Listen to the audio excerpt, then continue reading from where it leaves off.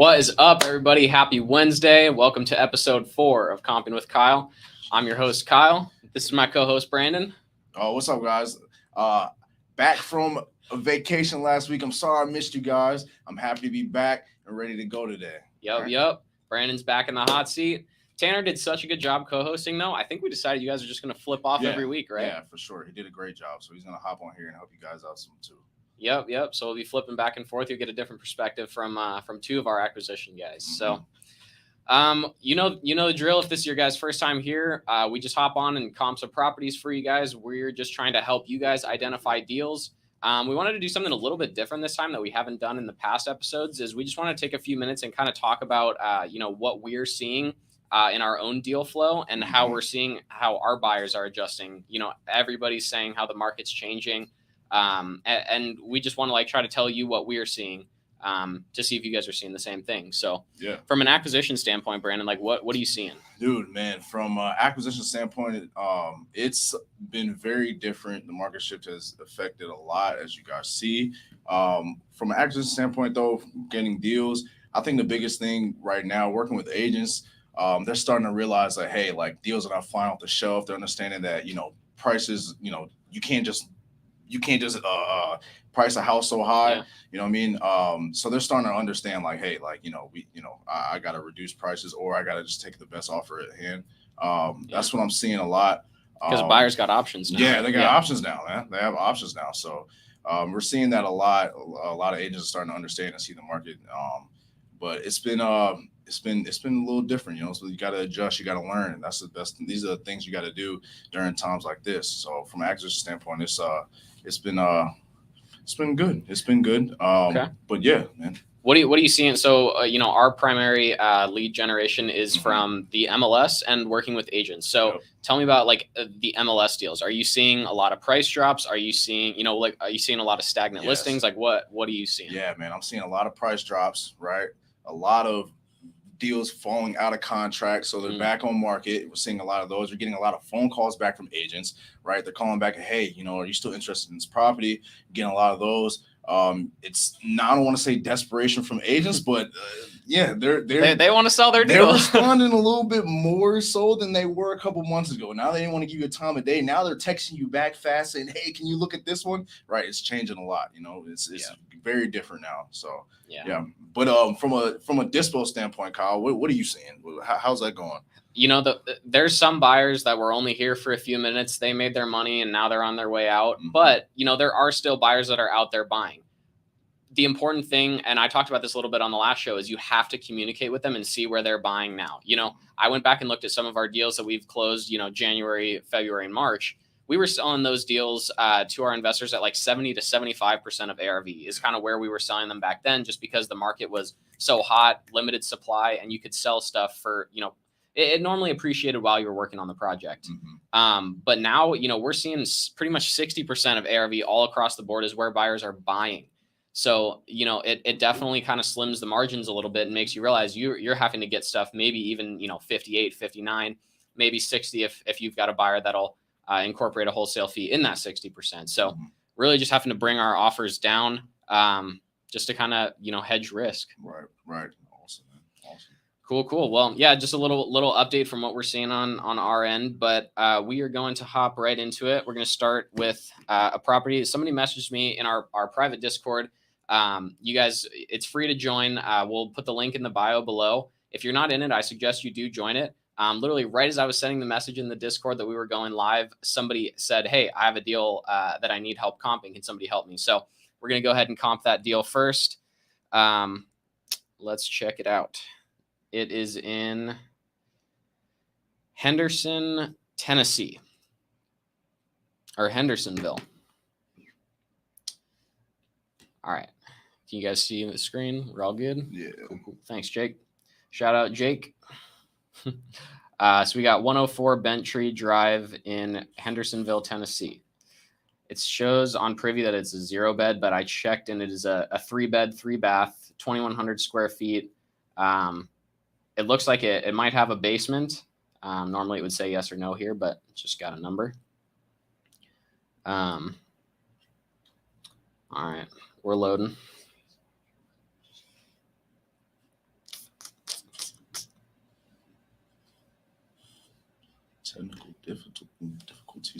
Jeez. Yeah, let me try reload. James, we definitely we'll get you next. After we do this one, we will look at the one you just sent. All right, there we go. Now Thank you, sir. Now we're rocking and rolling. Oh, all right, so it looks like this one sold for $199,000 back in 2014. It looks like is where they bought it. So let's see what's selling around now. And I'm sorting these by what has sold the most recently. So according to Privy, the most recent sale was in March of 2022. Let's take a look. 3-bed, 3-bath, 2,400 square feet, a little bit bigger than us. Let's see if we've got any photos. Okay. It doesn't necessarily look brand new, but it looks like somebody, kept up with this home. Mm-hmm. Did some upgrades. I see the bathroom was up. Yeah. Okay. And that one sold for $485,000. One story. It's a little bigger than us. All right, let's see what else we got. March is a little bit far back. What do you think? What months are you looking at comps most heavily right now? We're in July, so really what I'm looking at is May and June, man. May furthest back. I'm not really looking April. I know that it's three months back, but just because of the market shift right now, we're looking kind of closer.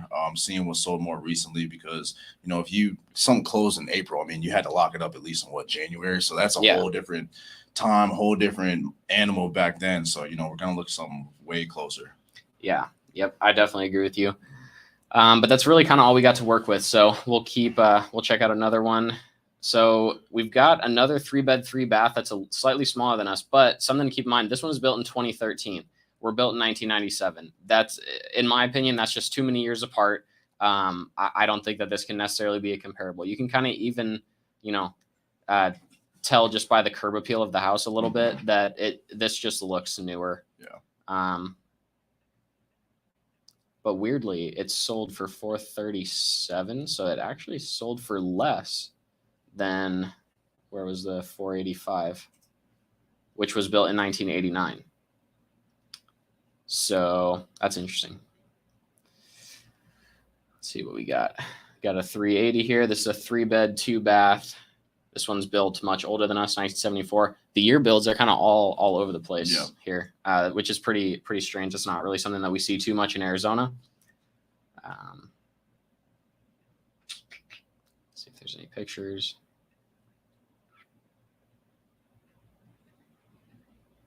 Ooh, they got a lot going on in that house. Yeah. Yeah, so it doesn't really look like this one's been updated. So I'll let Brandon kind of say what he thinks about it, but my first opinion is that there's just really not a lot of strong comps, which to me is kind of a flag that it's not going to be good for a fix and flip. Something to keep in mind too, though, is that there's multiple exit strategies as an investor. There's fix and flip, there's buy and hold, there's Airbnb. I don't know much about this area of Tennessee, but who knows? If it's a good Airbnb, you might have somebody that'd be willing to pay, a price that wouldn't make sense for a fix and flip. So again, that's why it's important to talk to your buyers. And also something else that I noticed that it shows here on Privy is that there are 17 rental comps that were pulled.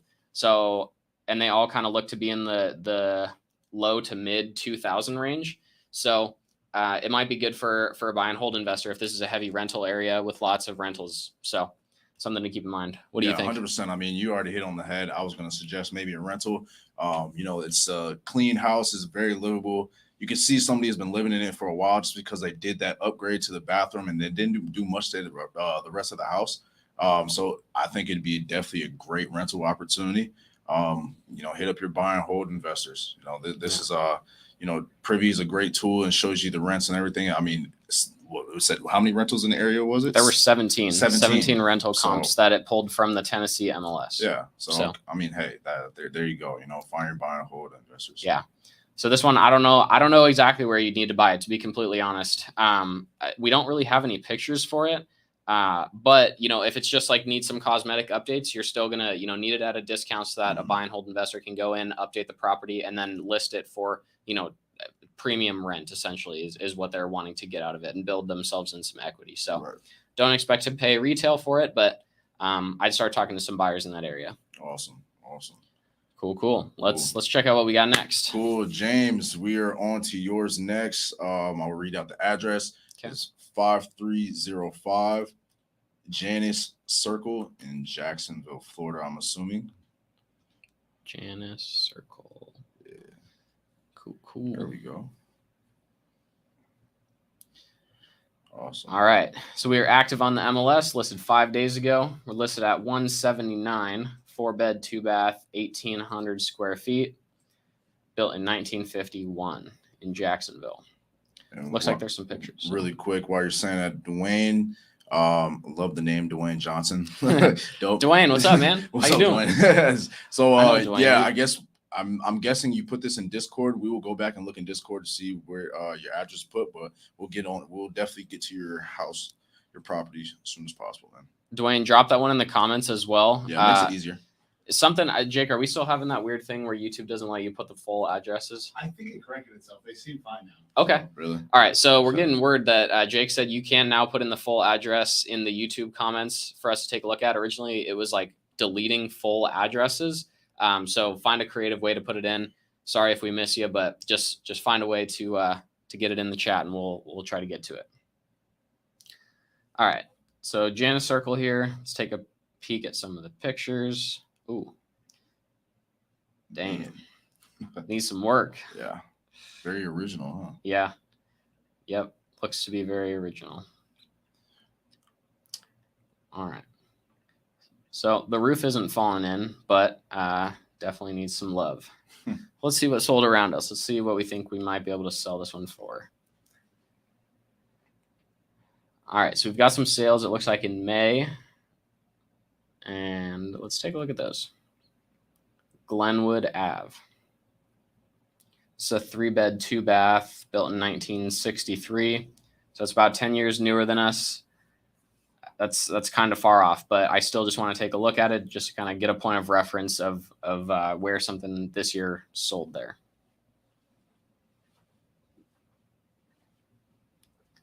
Okay. Doesn't necessarily look all original, but it's definitely move-in ready. So, all right, that one sold for $272. Let's see what else we got. We got Fremont Street. Guys, something to keep in mind: we are not crossing any major roads when we're comping. We're definitely staying within the same zip code. If you guys are looking for the other standards that we use when we're comping properties, go to agentinvestors.com/comp. That's a free resource that we created to kind of like show what we're looking for when we're comping and what helps us identify a good comparable property. Sorry, moving a little slow on the internet here. Okay, got one. This one sold the end of May. It's a 3-bed, 2-bath, 1,700 square feet, 1926. So this one's actually much older than us. Yeah.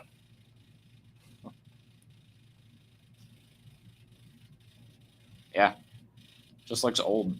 Definitely not in too bad a shape though.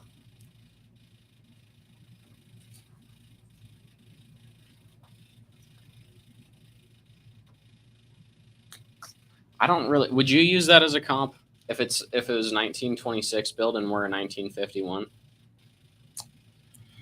I would use that one as a comp because it looks like they went in and did some type of renovations within, obviously, from 1926 to now. So they did something, right? So Right. And it's not too bad, you know what I mean? It's pretty clean.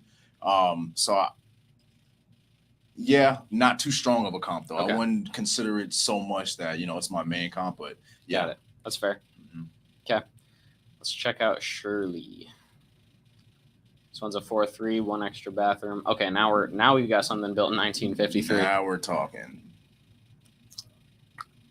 You can kind of tell just from the outside. It looks like somebody did some work. Yep. The all white with the colored door. Yep.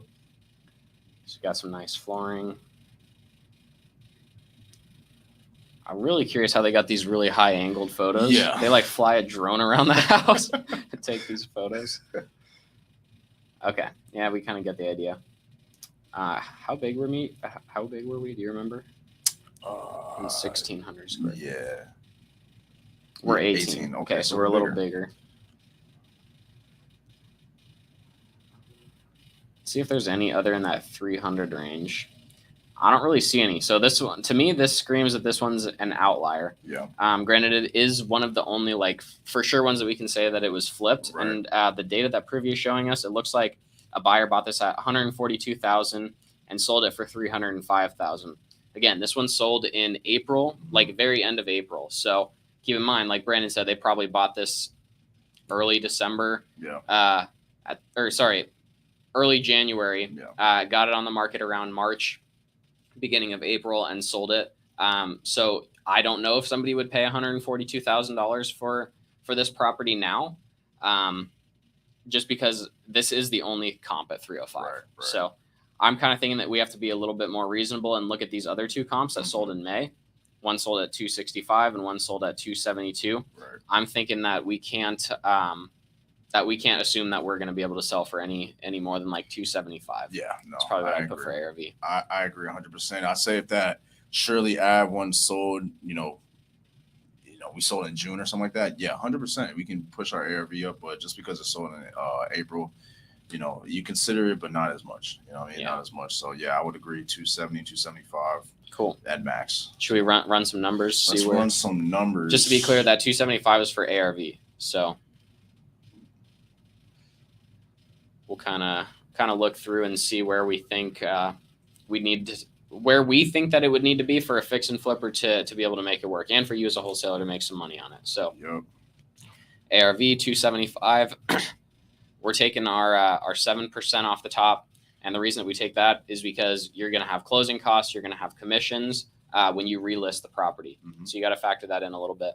Rehab, what do you think for rehab? We saw the pictures. It's not falling apart, but it definitely needs some love. 1,800 square feet. Kyle's going to do his method. I'm just going to wing it here. So we're going 1,800 square feet with that in that condition. I'm thinking around like 80, 85. Look.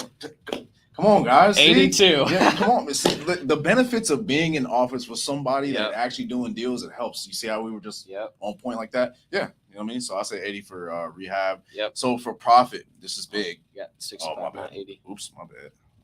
I got all excited, guys. See, I get excited when we do that. You know what I mean? It is helpful to be, people calling it squatting up, but essentially just like working with other people that are on a similar, mission, looking for the same things, run numbers past each other. Exactly. It really helps. Exactly. Tell them about profit. Where do you think we need profit at? So from what we're hearing from buyers and just talking and just seeing how the market is, what we're saying, buyers want 15% of ARV for profit. Huh? Yep. Right. So for ARV is 275, going 15%. Probably about 40. Yep. 40 to 45. Yep. I'll call it 40. And then we want to make sure that we get paid on a wholesale, or not us, but you guys would get paid on a wholesale fee. So how much you add for wholesale fee normally? Minimum, usually just put 10. All right. Yeah. Just put 10. You know what I mean? See where you can move it at, and it got us to around like 115, 120. Okay. Yeah. So if this is something you want to get around 115, 120, and you can maybe move it. So get on the phone with that agent and just explain to them why you need to be just tell them why you need to be there. Something that they're probably going to point out is, oh, well, one sold for 305,000. That's smaller than us. Yeah, that's great, but that's only one property. Right. It's not like we don't have 2 or 3 strong comparables to know for certain that we're going to be able to sell that high. Yep. You don't want to bank on that. And if they're, their agents, so they understand what's going on right now, where the market is right now, what's happening with interest rates, they have to understand that, we need more than one comp, right? We need more than one comp to say, okay, we're going to commit on this deal. Help them understand that, educate them, talk about rehab, sound like you actually flip houses, right? Talk like you flip houses. Okay. Be confident and tell them where you need it at and why. All right. So you brought up a really good point. Like talk like you buy houses, but you have to get that confidence from working with buyers. Exactly. Talk to them, network with them. I mean, hopefully eventually you want to become a buyer as well. So see where their mind is at and where their mind goes when we're going through a market shift. Look where they're looking towards, look where they're needing to buy, so that you can start applying that same thought process and be more confident when you're talking to agents and telling them why you need to be where you are. 100%. That way you're not just coming across as a low baller, like, oh yeah, you're listed at 180. Yeah, I need it at 115. Yeah. Just because for no reason. Yeah. They don't like that. All right. If you can explain to them why, they'll be more likely to be like, okay, maybe I've priced it a little bit higher and let's try to actually give this one a shot so we can get this one done. Right. Yeah. That's another great point too, is like they've got to not really like sell that idea, but I mean, think about it. The real estate agent, that's the thing about working with real estate agents, is they were hired by the seller to get them the best possible offer. So put yourself in the agent's shoes. You can't just come back, hey, I know you're listed at 180, but here's a 115,000 offer. I think you should take it. Yeah. But if you give them the tools and resources to come back and say, hey, look, this is how much, rehab costs are. This is where they need it at. This is where their number is at and why.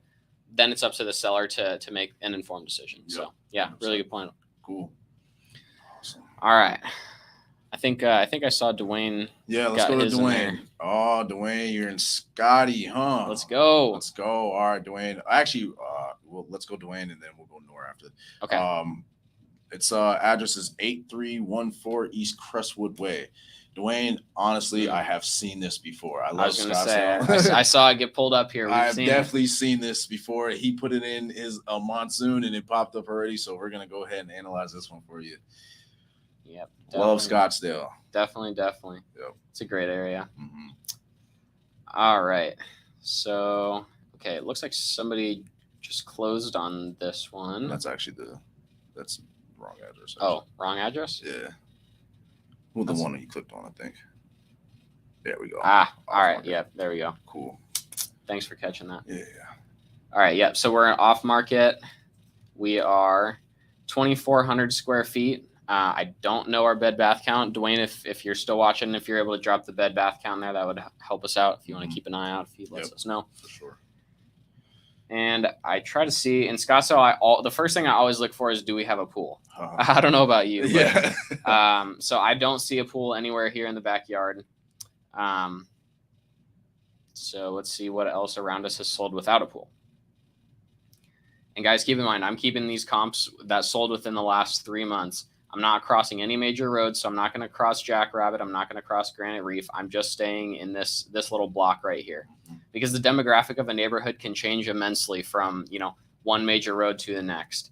So keep that in mind. Okay, so that's 1,400 square feet,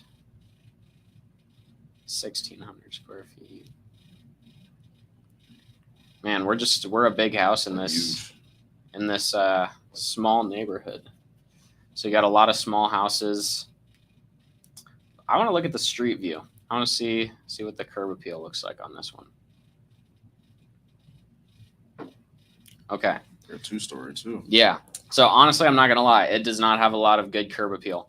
You don't have like a big grand entranceway. You don't have, you just don't really have much. Whereas I only know because I've seen this house before, but like, look at the curb appeal on this one. Yeah. You pull up with the green grass out front, the curved driveway with the glass garage doors, the white, like there's just something to be said about the way that a house looks from the street. Yep.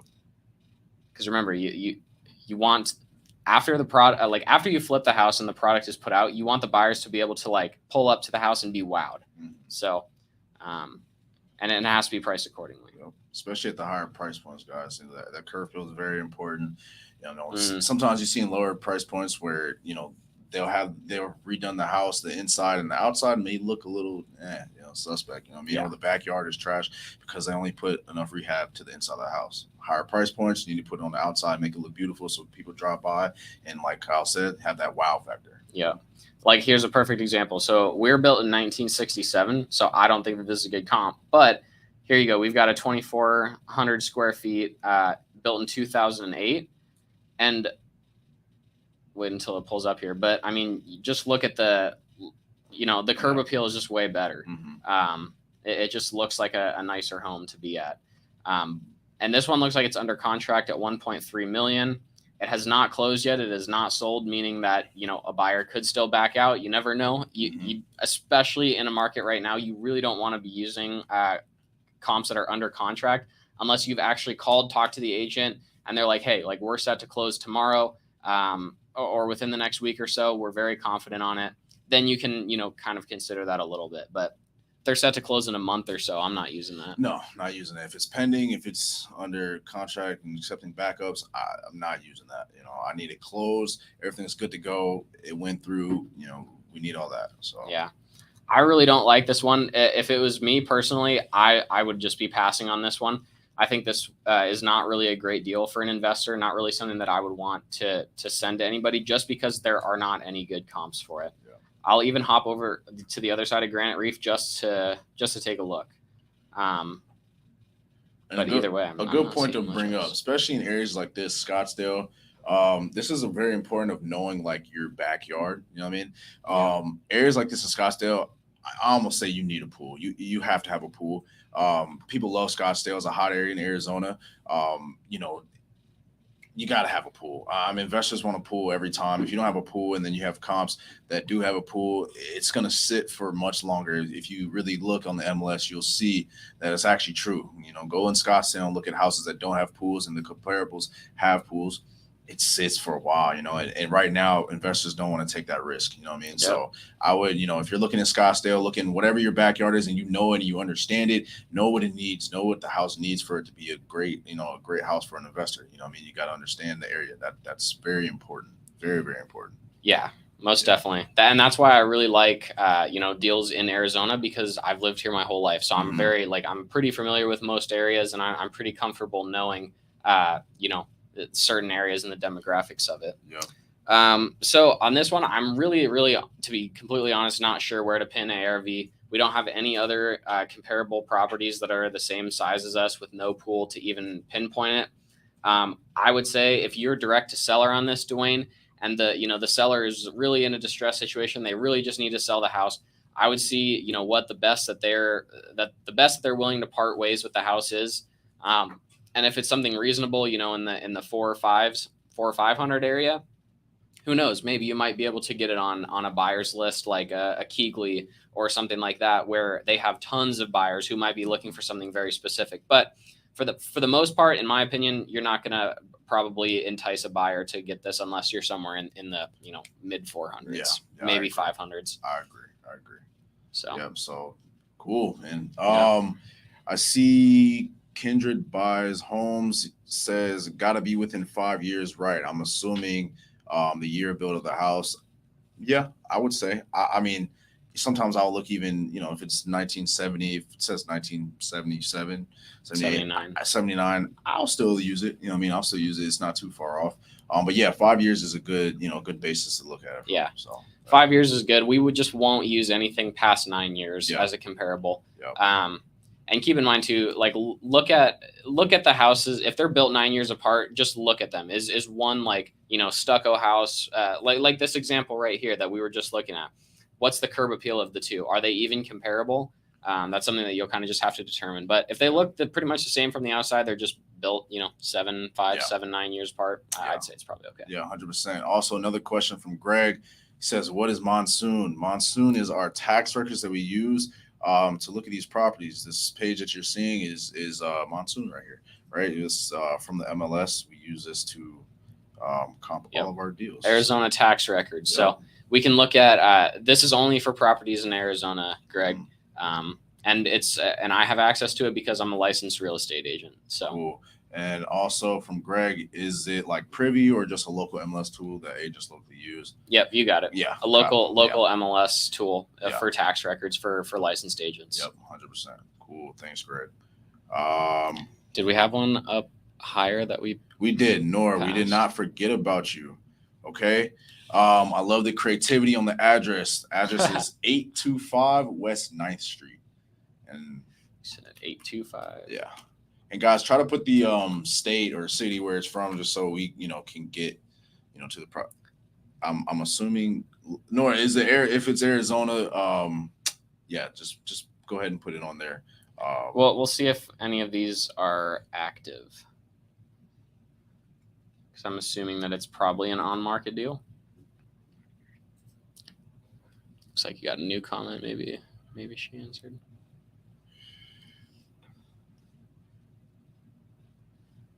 No, I don't think that it was the Tempe one.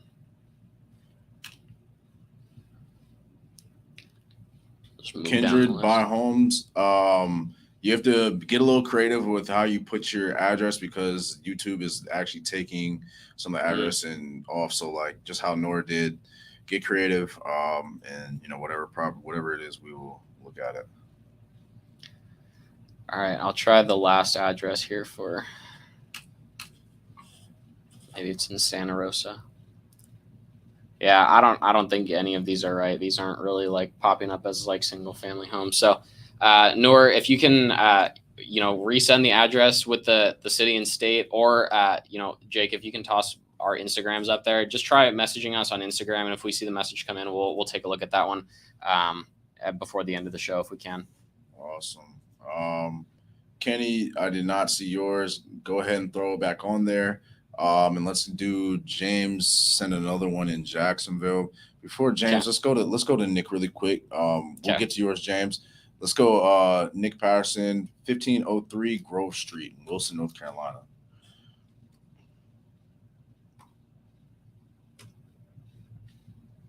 Awesome. Cool. Thank you, Kendra. We got the address. All right. So it looks like we are a 3-bed, 2-bath, 1736 square feet, 1-story, built in 1978. We do not have any pictures of the property, so don't know what we're working with. But let's see what sold around us.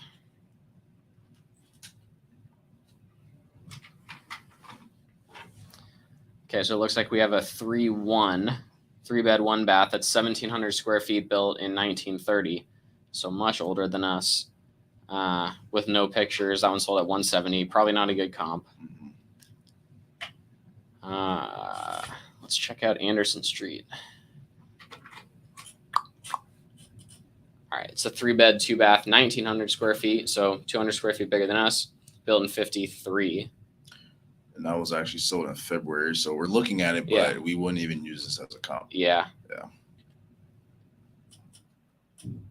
Unless Privy is missing something here.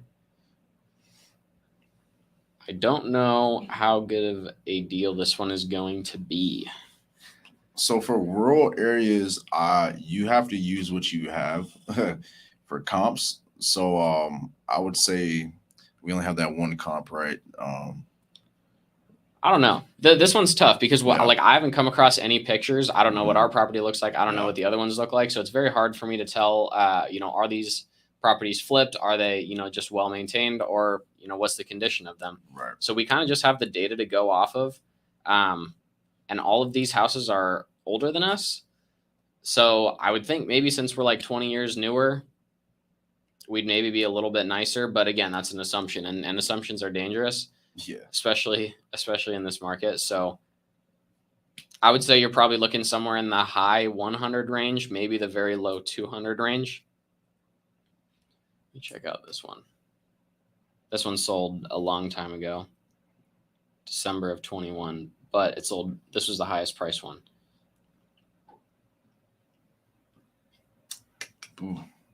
Doesn't look like we've got any pictures on this one either. So okay. Need pictures for sure, guys. Yeah, the pictures definitely help us out. What do you want to do on this one? You want to just assume, 175, 180? Yeah, just assume 175 for this one. Yeah. And we'll go ahead and punch it in for you. Yeah, apologize. This one's not super accurate, but we just kind of have to, roll with what information we have here. Actually, one thing while you're pulling that up, I'll throw it in Zillow real quick.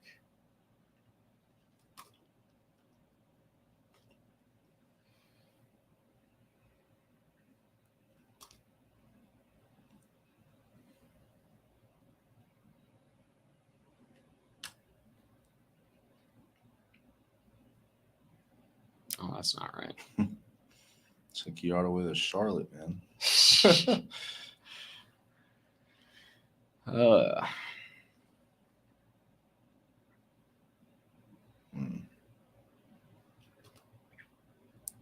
Apologize for the slow internet.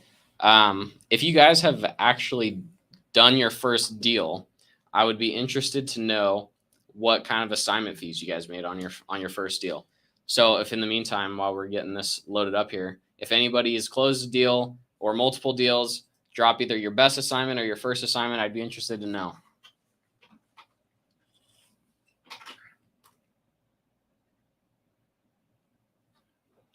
Nick says Privy has it listed twice. Redfin has better comps, I think.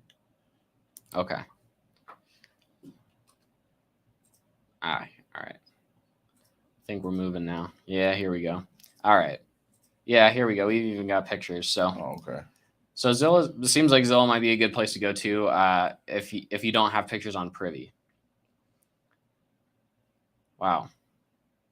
But it shows that this is a 5-bed, 4-bath, 2,700 square feet. Okay. Well, let's just take a look. Ooh, look at that green carpet. Yeah, it hasn't been updated since the 60s, huh? Ugh. This was an immaculate house in the 60s. Yeah, somebody was stoked on this when it was built in 1960. Oh, look at all the grass.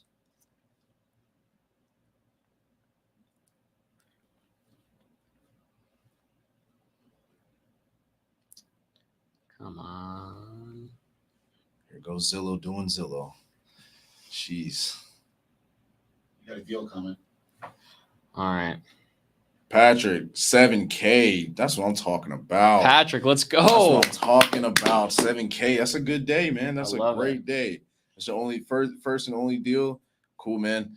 Hop on here. Let's get some more, man. Let's get some more going. Yeah. Patrick, we've been messaging back and forth on Instagram, dude. That's awesome, man. I'm stoked for you. All right, we might have to give up on Grove Street here.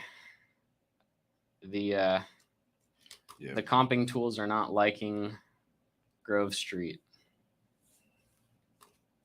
Give it one last shot.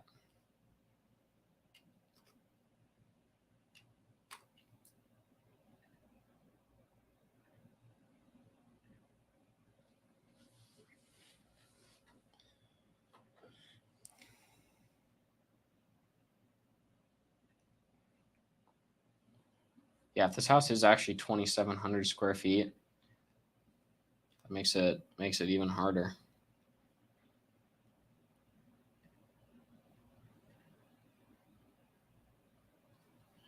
Cool. Well, once hopefully we get this one figured out, we'll move on to James. Right. Yeah, we're just gonna skip this one. Sorry, Nick. Shoot one of us a message on Instagram. We'll try to take it offline and help you figure it out, but not sure what's going on this one. Cool. What we got? James, 1430 Steel Street, Jacksonville, Florida. With an E? Yeah. I like that street name, Steel Street. It's dope. All right, looks like we are active. Listed 8 days ago at $80,000. Looks like they actually raised the price $900. While you're looking through 14th. That, what does that tell you? They raised the price in the middle of it still being active. It hasn't closed or anything. What does that tell you about that deal right there? I don't know. So in this case, they only raised it $900. Yeah. It's only also been listed for 8 days. So, sometimes if it's been like a stale listing, it's been sitting for 30, 40 days, maybe they might, adjust the price just very slightly just to get it back on people's radar. Right. But in this case, I'm not sure why they would raise the price $900 on an $80,000 transaction. I don't think $900 makes too much of a difference, but okay. Let's check out the photos here. We're a 3-1 built in 28. Oh my gosh. We got drop ceiling in here. Oh, wow. Jeez. Looks like the shower is taken apart partly. All right. She's a fixer-upper. Mm-hmm. Let's see what she could be worth. Got a lot of lots of sales in this neighborhood. Or not neighborhood, but in this area. So right off the bat, I'm eliminating anything south of this 23rd interstate or whatever this is. I'm not crossing over to the other side of the interstate to look for comps. So I'm just going to try to stay in this general area right here and then sort by the most recently sold. Looks like we got a 3-1 built in 1924, sold for $60,000. Okay. So in my mind, since this one sold for $60,000, It really kind of looks like it needs some work from the outside. Doesn't really look like it was well maintained. I'm kind of thinking that this was it could be an investor. I'm keeping that in the back of my mind. I'm not going to assume that. But that's exactly where my mind went. okay, and that one sold on the 30th of June, so pretty recently. Got a 2-bed, 1-bath, sold for $90,000, built in 41. Man, we're striking out on the pictures on Privy here. Jeez.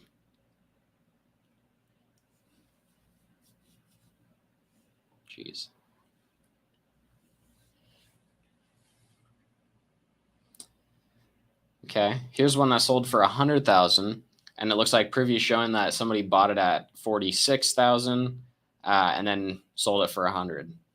This one was also the end of June. 3-bed, 1-bath, 1,000 square feet, and we do have some photos. There we go. Finally, and they look pretty good. Okay. So considering this house was built in 1922, it definitely looks like somebody put some work into keeping it up. Maybe looks like the walls are painted. Yeah. All right, take that back. The gray walls fooled me. Yeah. Ugh, I don't like that. Yeah. They tried though. They did. Well, who knows? All right, $150K. That's what I'm talking about. Please give me some pictures. Yeah. Cool. This looks like they put some work into it. This is built in 1997. Scratch. It's like Scratch it. what, 75 years or 70 years newer than us. Yeah. So can't use that as a comp.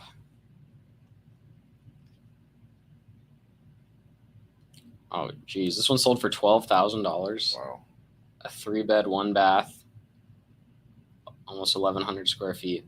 Yeah, definitely no photos, but wow, $12,000. That's wish you would see some of those prices out here. that's like your closing costs. Yeah.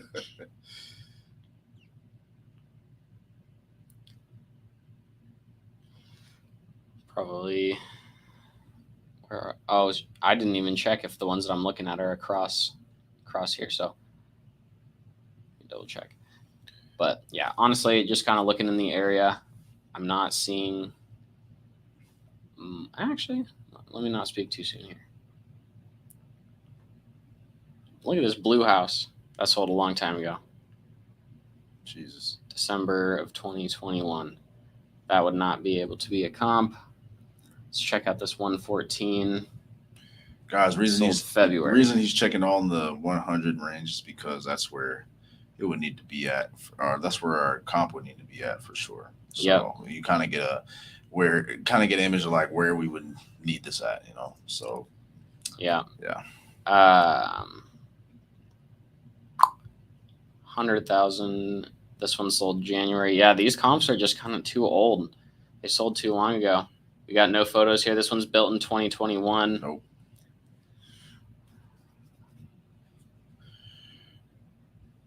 But there is a number that works for every property, right? Right. You know, so even if it's not going to work at 80,000, you know, I think we'll be able to figure out a number that we might feel comfortable on. I think on Millionaire Before 30, Ryan and Brent's show, they have a formula that they talk about. It's like, so if it's over $250,000, if the purchase price of the home is over $250,000, you need it at 50%, and it tiers downwards. But this is going to be whatever that lowest tier is, and I honestly want to say that they said about like 25% of ARV is where you are needing deals that have an ARV of 100,000 or less. Yeah, sounds about right. I really don't think that you're going to get much more than 100, maybe 110, 115, but I wouldn't be banking on that. I think you're probably going to need this one around 25 to 30,000.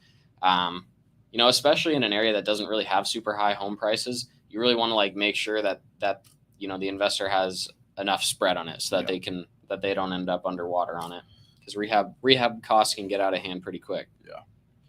Yeah. You're about right, man. You probably need around 30 30,000, maybe 35, somewhere around there. So yeah, your need is pretty steep. So Yeah, there was one. Where was the one that we saw that was flipped? Was that? That was this one, yeah, right? 1,000 square feet.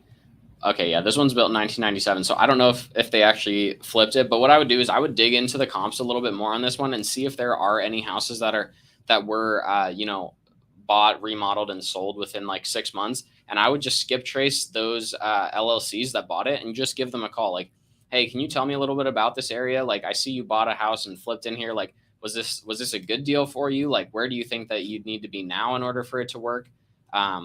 But yeah, you're definitely nowhere near 80,000 is going to work for a fix and flip, anyways. and would you say that's like a good way to just like get more buyers on your list too? Just to even have those conversations and connect with people, you think it's a pretty good way to get buyers on. For sure, yeah. I mean, if you see an active LLC in that area that bought a house, you can pretty much, like, I'd say 99% of the time assume that it's an investor. Either they're buying and renting out the property, or they're buying it, fixing it up, flipping it, Airbnb-ing it. There's some sort of investor. So yeah, getting connected with those people in a market that you're in is invaluable. I mean, they're actually doing it. That's a buyer right there for you. So yeah, get on the phone and give them a call. Yep. Awesome. Cool. Let's see what else we got. Next one.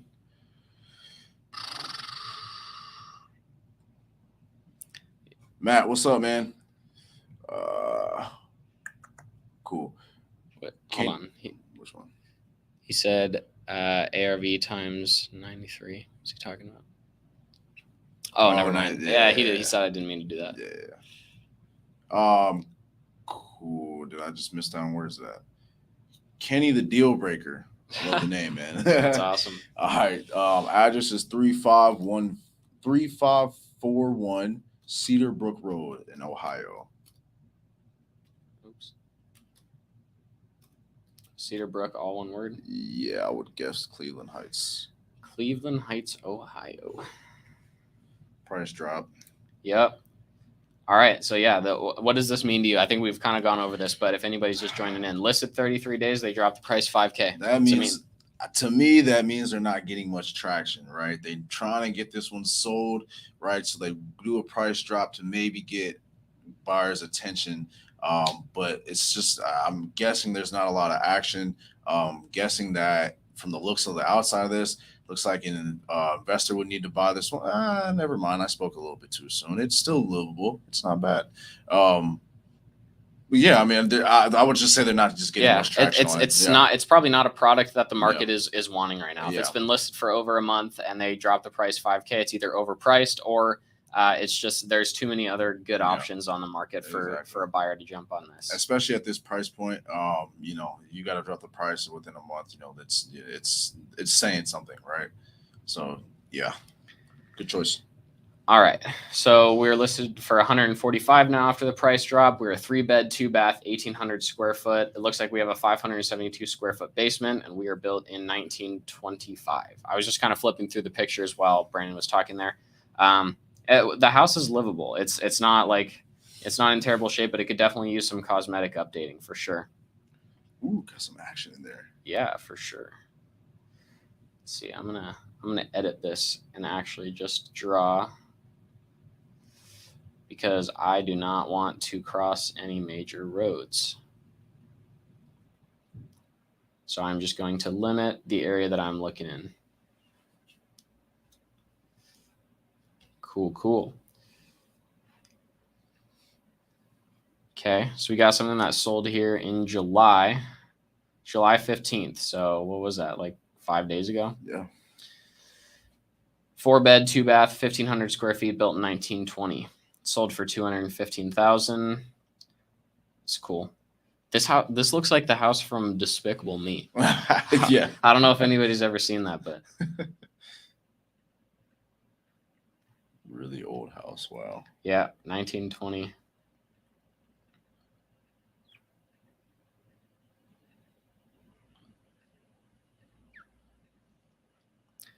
Okay. Yeah, I definitely wouldn't say that this one's updated. Let's see if we can find something newer. While you're looking, would you say that's a good thing when you find a house that's priced higher than ours and still needs to be updated? Do you count that as like, okay, this might be, it's a good thing, or no? I don't know. I think it really kind of depends. Maybe there's something something about the property that we can't see. I don't know. That's a really good question, and I don't know. And it kind of throws off comping a little bit because you're like, oh well, something brand new renovated might sell for more than this, but you can't always make that assumption. You never know why the person bought that house. Yeah, the buyer, they might have just fell in love with it or something like that, or they wanted to. Could have been a family that want to come in and fix it up, or you never know. Right. So. That was something that we talked about on the last show. That Tanner brought up is that like not everybody likes the look of the white cabinets, that mute gray like flooring, the gray painted walls. Like not everybody likes that look. So, maybe they were happy with exactly what they got. 145, 3.2. Let's see.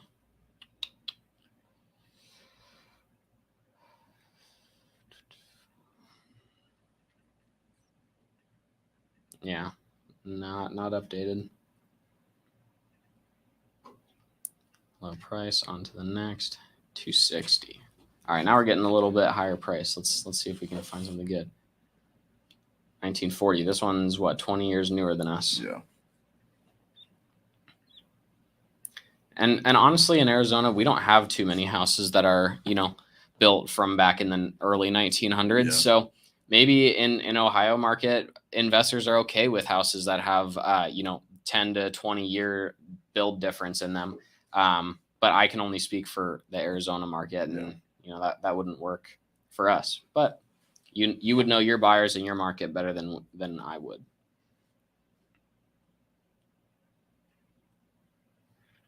I like there's a lot of houses that sold this month.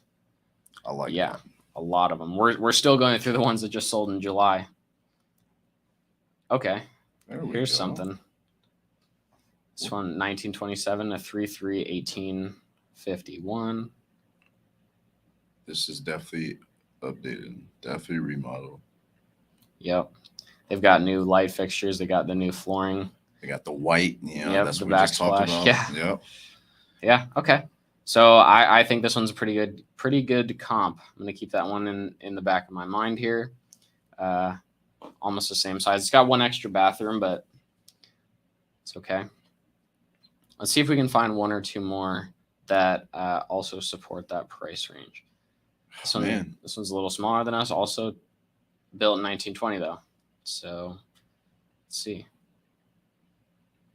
Still sold this month. Yeah. The past two sold July 1st. Okay. So yeah, it definitely looks like this one had some work done to it as well. All right, here we go. We've got two now. So we've got two comps that closed on the same day. Let's see where they are. Yeah. So the 280 is here. Where was our 260? Okay. And we're right here. So we're still close by. We're in the same neighborhood. I'm thinking that our ARV is probably going to be somewhere around these two. You got two right there. And let's see if there's a third just to. And that one sold too far back. We got too many other good comps. Let's check out this 250. Okay, this one's a 4.3, extra bed, extra bathroom. Smaller than us, though.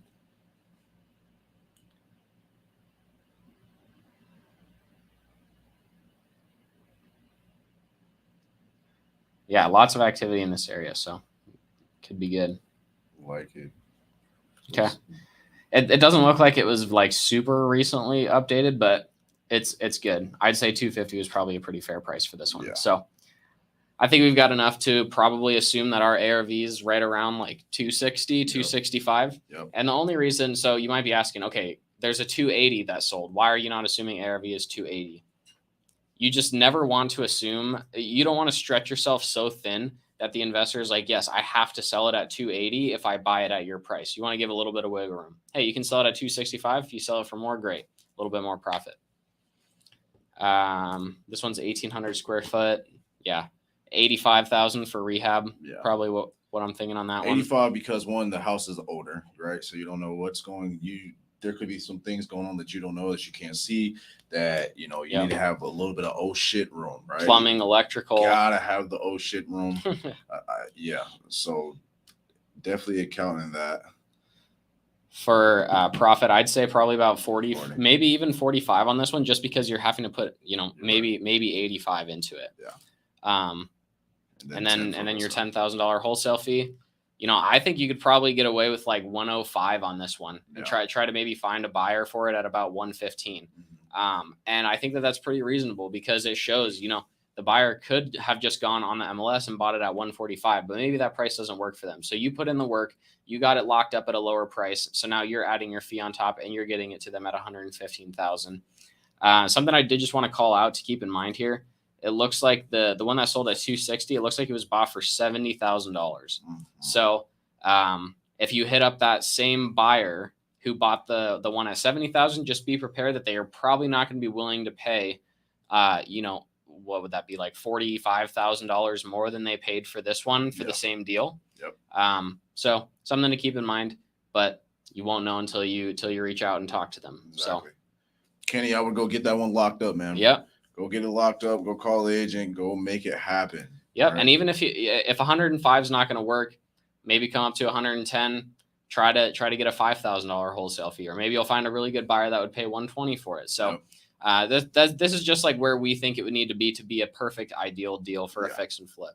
So, well, guys, I think we're almost out of time here. Were there any other questions that we could answer? I don't think we got time to comp anymore, but we don't. Freddie, please, Kyle, what is the where they can submit deals at? So agentinvestors.com/dispo. If you have a property that we did not get to, or if just throughout the week, not on a Wednesday, you've got something that you've talked to an agent and you think that you can get it at a good price, send it over to us. Put in the info on that sheet. We'll try to take a look at it and see how we can help you out, or kind of give you our buy number, like where we think that it would need to be at. So yes, sir. Cool. Guys, if you guys enjoyed the video, please subscribe and give us a thumbs up. We enjoy doing these for you guys and just providing value how we can. I kind of like the update at the beginning, so we'll probably try to bring a little bit of some nuggets here and there at the beginning of every show. Just, hey, this is what we're hearing. This is what's going good. This is what's not. So for sure, man, we can let you guys in on how what we're talking about every day, the conversations we're having in the office, how we're adjusting and stuff like that. So be there next week and we can give you guys a little update on that. Yep. See you guys next week. Awesome. Later.